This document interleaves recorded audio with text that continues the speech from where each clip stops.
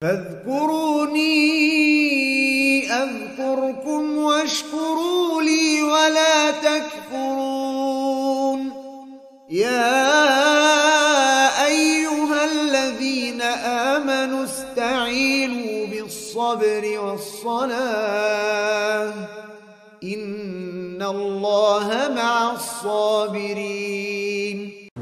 Masalah ini masalah, wallah ya ikhwah, masalah paling sulit, masalah kezaliman. Bahkan Nabi SAW dalam hadis riwayat Bukhari dan Muslim dari Abu Hurairah radhiyallahu anhu, Nabi bersabda, atadruna manil muflis? Kalian mengetahui siapakah orang yang bangkrut? Lalu mereka berkata, dia yang tidak mempunyai harta, duit, barang-barang ya Rasulullah.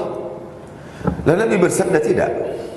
Orang yang bangkrut pada hari qiyamah, yaitu orang yang datang pada hari qiyamah yang sudah memiliki banyak salat, banyak zikir, banyak puasa, banyak haji, banyak sadaqat, tetapi datang sedangkan dia menzalimi si fulan, menyakiti hati si fulan, memaki si fulan, mencaci si fulan, menambil harta si fulan, menumbuh darah si fulan, lalu mereka meminta hak pada hari qiyamah.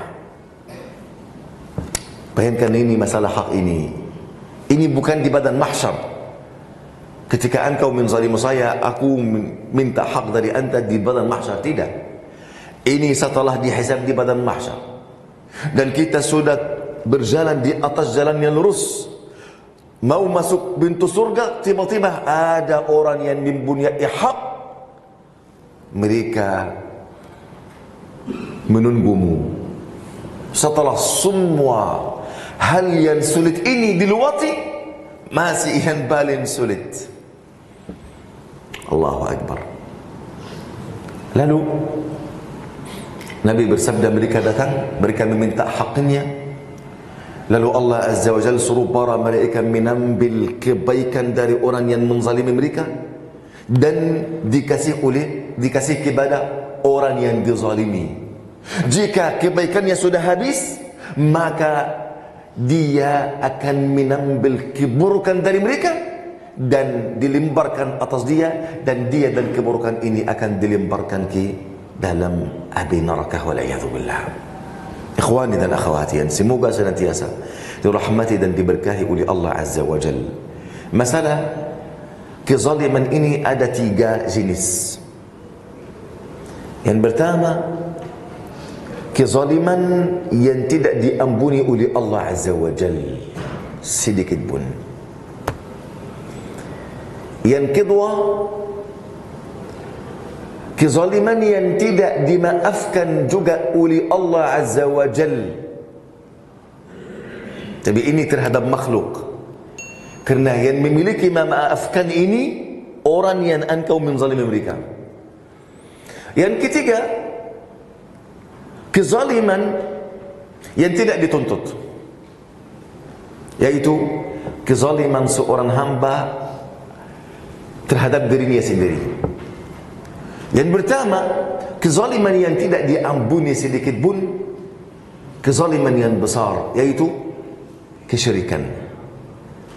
Inna syirka la zulmun azim. Sungguhnya kesyirikan itu kezaliman yang agung, yang besar. Ikhwani fillah, hak Allah Azza wa Jalla yang paling utama di dalam Al-Quran dan Sunnah, tauhid kepada Allah Azza wa Jalla. Dosa yang paling agung, kesyirikan, wal'iyadzu billah. Bayan ini Allah Azza wa Jalla berfirman kepada Nabi sallallahu alaihi wasallam, wa laqad uhiya ilayka wa ila alladhina min qablika la in asyrakta la yahbatanna 'amaluk wa la takunanna minal khasirin. Telah diwahyukan kepadamu wahai Muhammad dan kepada orang-orang yang sebelum engkau, jika engkau menyekutukan Allah, maka amalan engkau akan sia-sia. Dihapuskan amalan engkau. dan engkau akan masuk orang-orang yang rugi. Ancaman ini kepada Nabi SAW. Artinya ini terutama untuk kita. Nabi mustahil melakukan kesyirikan. Betul atau tidak? Mustahil. Bayangkan ini ikhwani fillah. Bahkan yang paling aneh, setelah Allah Azza wa Jalla sudah sebut nama 17 Nabi. Nabi Nuh, Ibrahim, Ismail, Ishaq, Yaqub, Sulaiman, Daud, Musa, Harun, Nabi Yunus, Yusuf, dan Zakaria, dan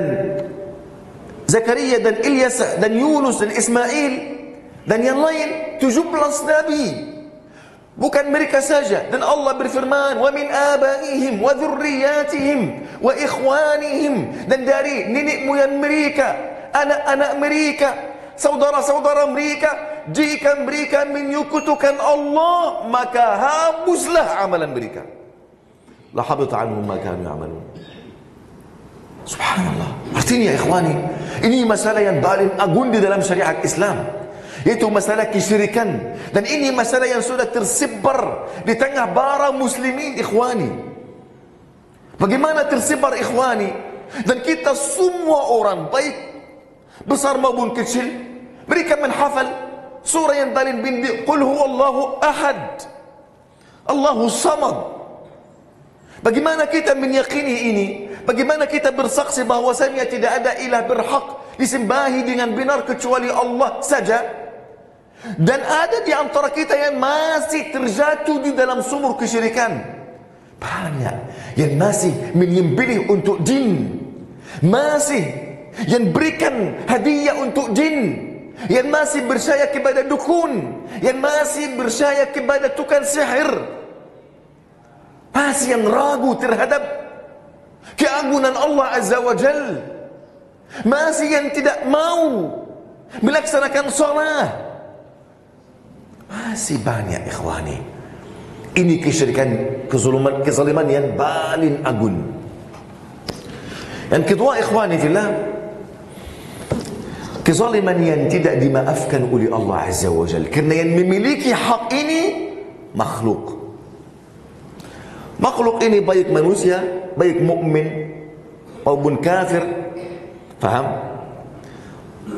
Baik manusia atau hewan atau burung, semuanya tidak boleh dizalimi sedikit pun. Kenapa? Kerana yang memiliki hak ini mereka. Allah tidak memaafkanmu. Bayangkan ini ikhwani fillah. Wallahi ini yang sangat sulit. Yang sangat sulit.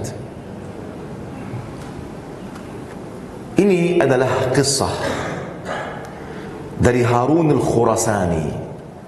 Afwan, tentang orang namanya Harun al-Khurasani. Khurasan ini sekarang negeri Afghanistan.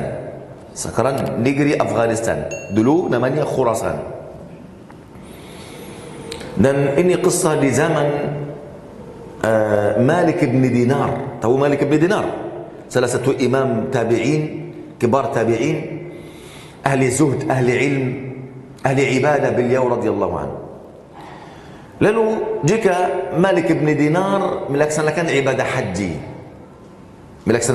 haji, beliau sudah berdiri di Arafat, gunung Arafat. Lalu beliau pergi ke Mina. Beliau tidur, bermimpi ada seorang di antara langit dan bumi berkata kepada Malik ibn Dinar, sesungguhnya Allah sudah mengampuni dosa semua orang berhaji tahun ini kecuali Harun al-Khurasani. Lalu Al-Imam Malik ibn Dinar bangun, apa mimpi ini? Apakah benar atau tidak? Hari yang berikutnya lalu bermimpi juga ada orang di antara langit dan bumi berkata, sesungguhnya Allah telah mengampuni dosa semua orang berhaji tahun ini kecuali Harun al-Khurasani. Kalian kedua, inna lillahi wa inna ilaihi raji'un.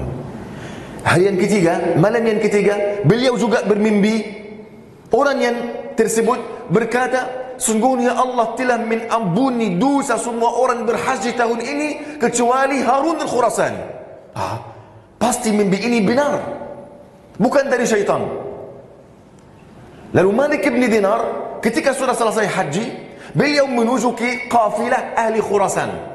Dahulu setiap negeri ada kafilah. Beliau mencari mana kafilah ahli Khurasan, sudah pergi. Beliau menemui mereka.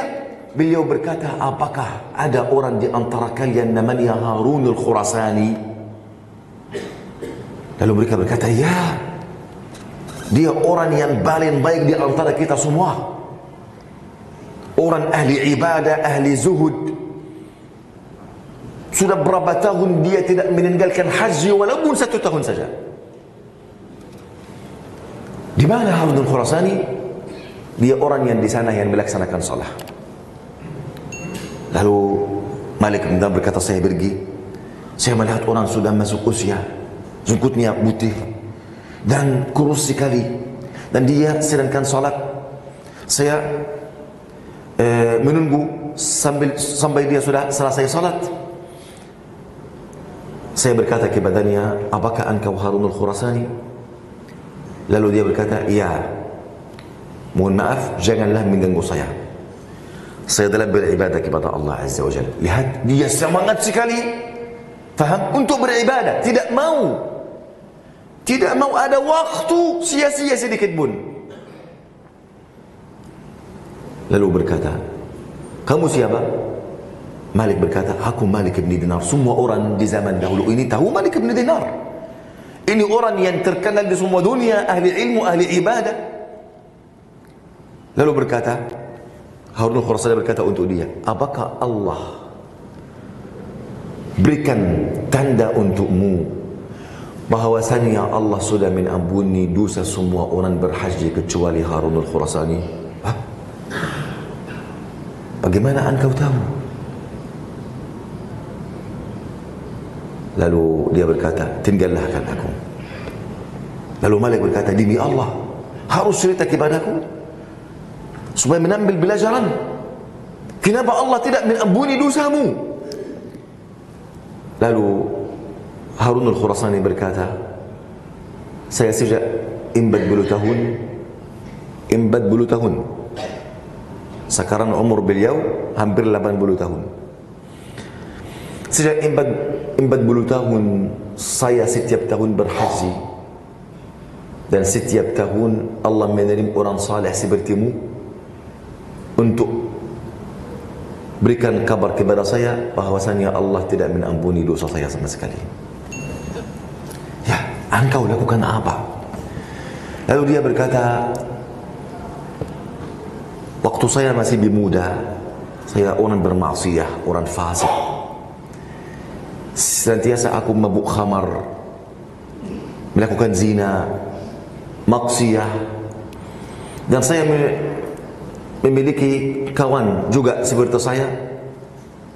Lalu di malam yang terakhir pada bulan Sya'ban, besok ada Ramadan, kita seperti biasa kita minum khamar sampai fajar, sampai waktu sahar. Masih ada berapa menit untuk fajar. Saya mau masuk rumah, ibu saya menemui saya. Ibu dia orang salih, wanita salihah. Dia berkata, wahai Harun, taqwalah kepada Allah Azza wa Jal. Ini waktu yang barakah. Masih berapa menit kita akan masuk pada bulan Ramadan. Semua orang bersiap untuk mandi, untuk qiyamul lail, untuk suhur. Mereka siap untuk berpuasa. Dan kamu masuk atas saya mabuk khamar. Lalu Harun marah sekali. Lalu dia berkata, bertakwalah kepada Allah, ayolah mandi supaya akan salat berjamaah bersama para muslimin. Lalu dia tidak sadar, dia mabuk khamar, dia mukul ibunya.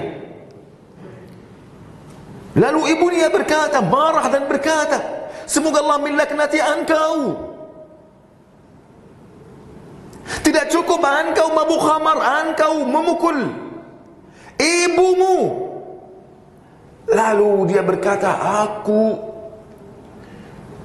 tidak sadar kecuali aku membawa ibuku dan memasuki dia di dalam sebuah oven yang ada di dalamnya. Ibu dahulu melakukan oven ini untuk masak roti supaya kita sahur. Ada abi, lalu dia memasuki dia dalam oven dan tutup bentuk oven. Sudah lama, berapa waktu saya mau masuk ke kamar saya, istri saya menangis. Waktu ini saya sudah sadar. Kenapa anti menangis? Engkau mau membakar saya seperti membakar ibu anda. Oh, di mana ibu saya? Anda memasuki dia dalam oven. Aku mau buka oven, ternyata ibu saya sudah meninggal dunia. Sejak saat ini saya sudah bertaubat. Saya setiap hari bersedekah sebelah kanan sebelah kiri, membebaskan banyak budak, berpuasa satu hari ya satu hari tidak. Tidak ada amalan baik kebaikan pun kecuali aku melakukannya. Dan setiap tahun aku melaksanakan ibadah haji. Lalu Allah kirim seorang salih yang berkata, Allah subhanahu wa ta'ala kasih saya bermimpi bahwasanya Allah sudah mengampuni dosa semua orang kecuali Harun al-Khurasani. Lalu Malik bin Dinar radhiyallahu anhu berkata untuk dia, silakanlah bagimu, dan meninggalkan dia. Lalu hari yang berikutnya, malam yang berikutnya, Malik bin Dinar bermimpi. Orang yang tersebut datang dan Allahu Akbar. Setelah 40 tahun dia tidak berputus asa. Dia terus melaksanakan amalan saleh, melaksanakan sedekah jariyah untuk ibunya. Setelah 40 tahun ikhwani, supaya engkau mengagunkan kezaliman walaupun sedikit, walaupun sedikit. Janganlah engkau mengabaikan sebuah kezaliman terhadap saudaramu, walaupun sebuah kata. Banyak majlis-majlis yang ada ghibah, ada adu domba. Kita memaki seorang fulan, wal'iyadu billah. Kita tidak tahu, kita berikannya sesuatu yang paling baik pada kita, yaitu kebaikan. Kita tidak tahu, kita disaksikan oleh malaikat Allah. Apa yang kita melakukan ini sudah ditulis di buku catatan kita yang akan menemui kita pada hari kiamat. Lalu Malik bin Dinar bangun tidur, langsung beliau mencari mana Harun. Dia melihat kafilah ahli Khurasan ingin bersiap untuk meninggalkan haji. Mereka mau bulan. Lalu dia menyuruh, Harun al-Khurasani di mana? Mana Harun al-Khurasani? Lalu Harun berkata, mau apa? Lalu Malik bin Dinar berkata, ini adalah kabar gembira dari Allah. Allah sudah menerima taubatmu. Allah sudah menerima taubatmu. Bagaimana engkau tahu? Aku baru bermimpi. Allah sudah memaafkanmu wahai Harun. Lalu Harun bersujud, tidak bisa berdiri lagi, sudah meninggal dunia. Begitu kezaliman kepada orang lain ikhwani, tidak bisa dimaafkan oleh Allah Azza wa Jalla. Tapi ini orang 40 tahun dia berazam senantiasa meminta maaf kepada Allah Azza wa Jalla dengan amalan-amalan saleh. Akhirnya Allah Subhanahu wa taala memaafkan dia. Sebaliknya ada seorang melakukan kebaikan kepada orang lain. Cerita ini juga cerita yang paling menarik hati kita ikhwani wallahi, yaitu Abdullah bin Mubarak. Tahu Abdullah bin Mubarak? Salah satu imam tabi'in juga, satu ulama hadis, ulama fiqh, orang mujahid, orang bersedekah dermawan. Abdullah bin Mubarak ini sudah menimbulkan semua amalan-amalan kebaikan. Ketika beliau sedang berhaji, beliau bermimpi juga ada seorang di antara langit dan bumi berkata kepadanya, sesungguhnya Allah memaafkan dan mengampuni dosa semua orang berhaji karena muwaffiq al-iskafi. Karena muwaffiq al-iskafi. Siapa itu muwaffiq al-iskafi? Lalu beliau bangun tidur, beliau mencari mana muwaffiq al-iskafi ini. Lalu akhirnya mereka berkata dia dari negeri Syam dan dia tidak pergi haji tahun ini. Bayangkan, Allah mengampuni orang di sana, Allah menerima haji orang di sana karena ada salah satu orang tidak pergi berhaji. Lalu Al-Imam Abdullah Mubarak pergi ke negeri Syam mencari Harun al-Khurasani, mencari Muwaffiq al-Iskafi. Akhirnya beliau menemui Muwaffiq al-Iskafi. Lalu Abdullah Mubarak bertanya, wahai Muwaffiq, kenapa engkau tidak berhaji tahun ini? Lalu dia berkata, kenapa engkau bertanya? Nanti anak akan jawab, tapi saya mau tahu kenapa engkau tidak berhaji tahun ini. Lalu dia berkata, saya selama 1 tahun dari tahun yang lalu aku berniat haji. Aku mengumpulkan uang setiap hari saya bekerja mengumpulkan uang supaya saya bisa pergi berhaji. Salah satu malam saya mau masuk rumah, istri saya hamil dan dia lapar dan dia mencium aroma makanan daging bakar di sebelah rumah kita. Ada seorang janda mempunyai anak, dia masak daging bakar. Lalu dia berkata, saya ingin sekali makan makanan ini. Ayo ini bering ini, ana minta pinjam makanan dari si fulana. Lalu Muwaffiq pergi ke rumah beliau. Lalu dia berkata, wahai si fulana, istri saya hamil, saya minta pinjam sebagian makanan ini. Tidak ada waktu untuk saya pergi beli makan atau masak. Lalu dia berkata, wahai Muwaffiq, makanan ini halal untuk saya, haram untukmu. Halal untuk saya, haram untukmu. Dia berkata, bagaimana? Lalu wanita ini berkata, saya selama 2 hari saya dan anak-anak yatim ini tidak pernah makan sedikit pun. Dan saya melihat si fulan dari kampung kita ada domba yang baru meninggal. Dan mereka pergi buang domba ini. Lalu saya baru langsung ambil domba ini. Saya memotong daging dari domba ini yang sudah mati untuk saya makan, saya dan anak ini. Artinya ini darurat untuk dia, halal untuk dia, tapi tidak halal untuk siapa? Untuk Muwaffiq dan istrinya. Al-Muwaffiq al-Iskami menangis dan pulang ke rumah dalam keadaan sulit sekali. Dia berkata, bagaimana Allah memaafkan saya? Ada rumah tangga saya, tetangga saya, orang janda dan yatim. Mereka sudah 2 hari tidak pernah makan sedikit pun. Lalu aku mengambil semua harta yang aku kumpulkan untuk berhaji dan kasih dia. Semua harta kasih dia.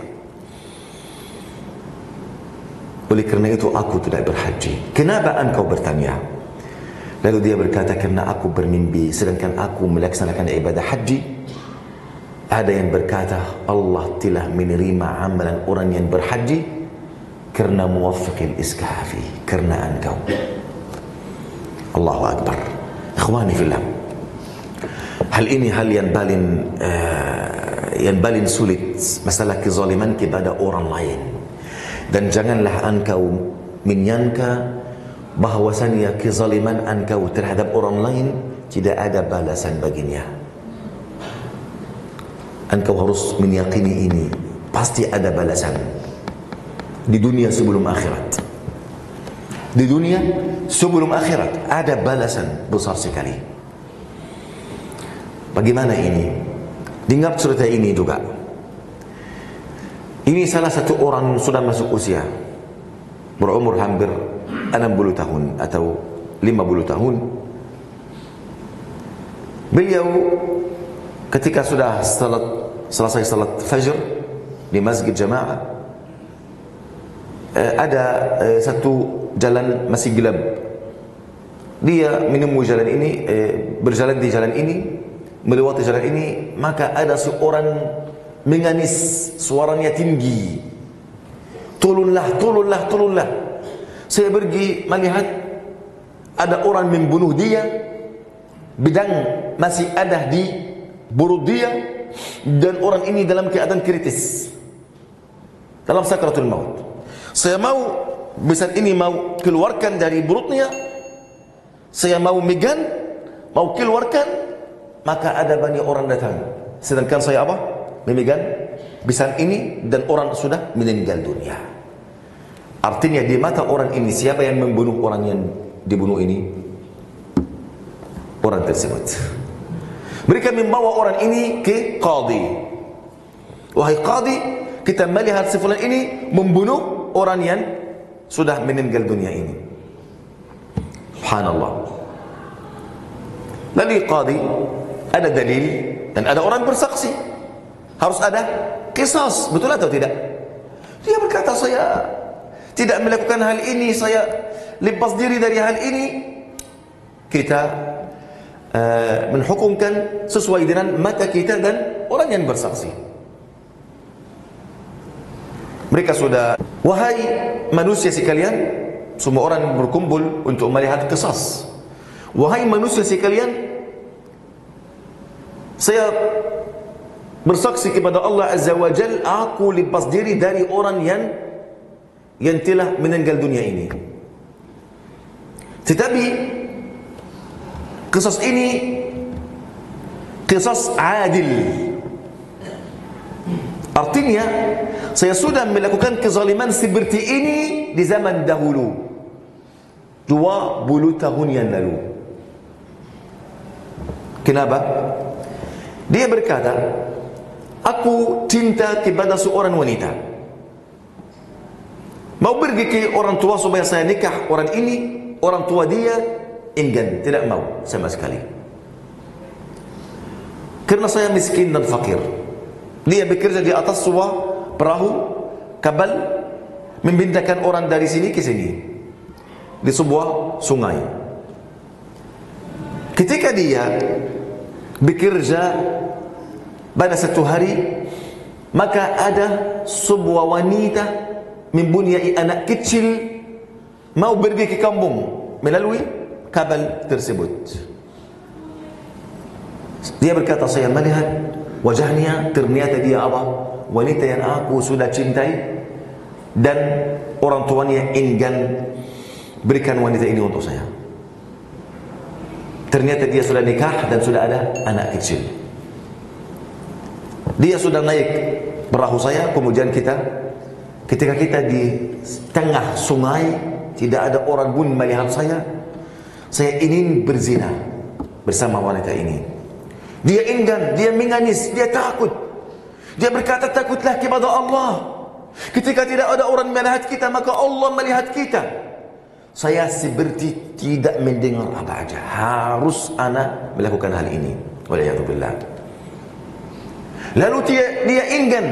Saya ambil anak kecil dan buat dia di dalam air dan angkat lagi, buat supaya dia rida untuk aku berzina. Lalu dia tidak rida, sehingga anak sudah meninggal dunia.